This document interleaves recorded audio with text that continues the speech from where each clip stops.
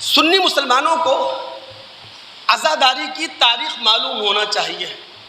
ہمارے شیعہ دوست عزادار ہیں، عزاداری کا بھرپور اہتمام کرتے ہیں.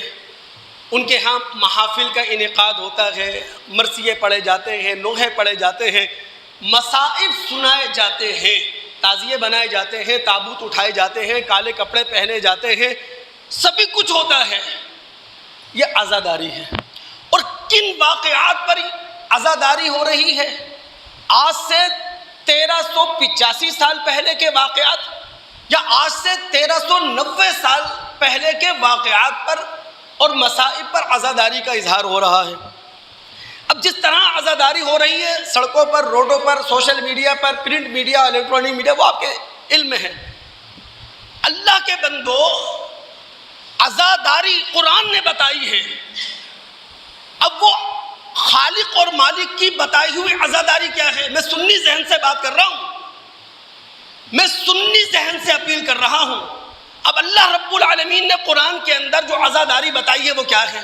آپ جائیں سورہ انبیاء آیت نمبر 35، سورہ بقرہ آیت نمبر 155، 156، 157 کا مطالعہ کیجئے گا. اللہ رب العالمین فرماتے ہیں ہر انسان نے موت کا ذائقہ چکھنا ہے. یہ دنیا دار الامتحان ہے.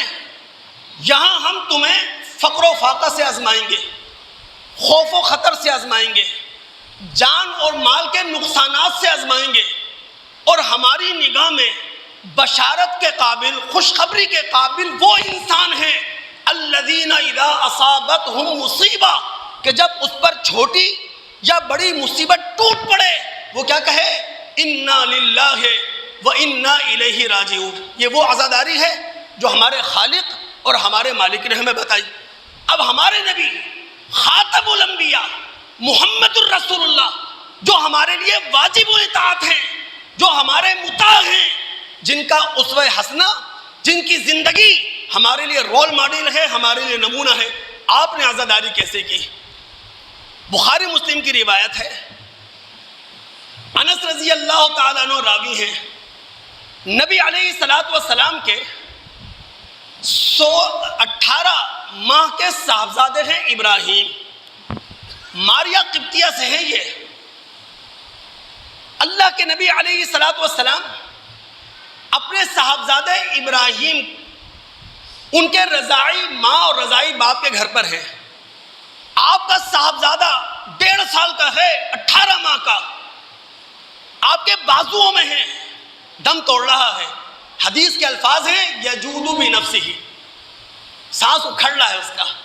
اب سوچیں آپ کا نبی جو وما ارسلناک الا رحمۃ للعالمین، انسانوں پر رحم کرنے والا، جانوروں پر ترس کھانے والا، اس کا اپنا جگر گوشہ اس کے اپنے ہاتھوں میں ہے، سانس اکھڑ رہا ہے. رسول پر کیا بیت رہی ہوگی؟ نبی علیہ السلام کی آنکھ سے آنسو نکل پڑا. عبد الرحمن بن عوف رضی اللہ تعالیٰ عنہ جیسے صحابی وہ کہنے لگے وَأَنْتَ يَا رسول اللہ، اللہ کے رسول آپ کی آنکھ سے بھی آنسو جاری. اس موقع پر اللہ کے رسول نے کہا تھا انہا رحمہ، اے عبد الرحمن یہ رحمت کے آنسو ہیں، یہ خدا کی بہت بڑی نعمت ہے. کہیں اپنے غم کو ہلکا کر لیتا ہے آنسو بہا کر، کہیں اپنی خوشی کا اظہار کر لیتا ہے آنسو بہا کر. انہا رحمہ، یہ رحمت کے آنسو ہیں. پھر جو دوستو سنی مسلمانوں، نبی علیہ السلام نے اس موقع پر جو تاریخی الفاظ کہے ہیں وہ ہم سب کے لیے نمونہ ہے، قیامت تک کے لیے مثال ہے ہمارے لیے. آپ نے کیا کہا تھا؟ ان العین تدمع. پھر میں دہرا دوں اپنی بات، اللہ کے رسول کیا کر رہے ہیں؟ عزاداری کر رہے ہیں. اللہ کے رسول اپنے غم کا اظہار کر رہے ہیں. نبی علیہ السلام سوگ کی حالت میں ہیں اور رسول کیا کہہ رہے ہیں؟ ان العین تدمع والقلب يحزن وَإِنَّا بِفِرَاقِكَ يَا إِبْرَاهِيمُ لَمَحْزُونُونَ وَلَا نَقُولُ إِلَّا مَا يَرْضَى رَبُّنَا. جب غم ٹوٹتا ہے آنکھ آنسو بہاتی ہے، دل مغموم ہوتا ہے.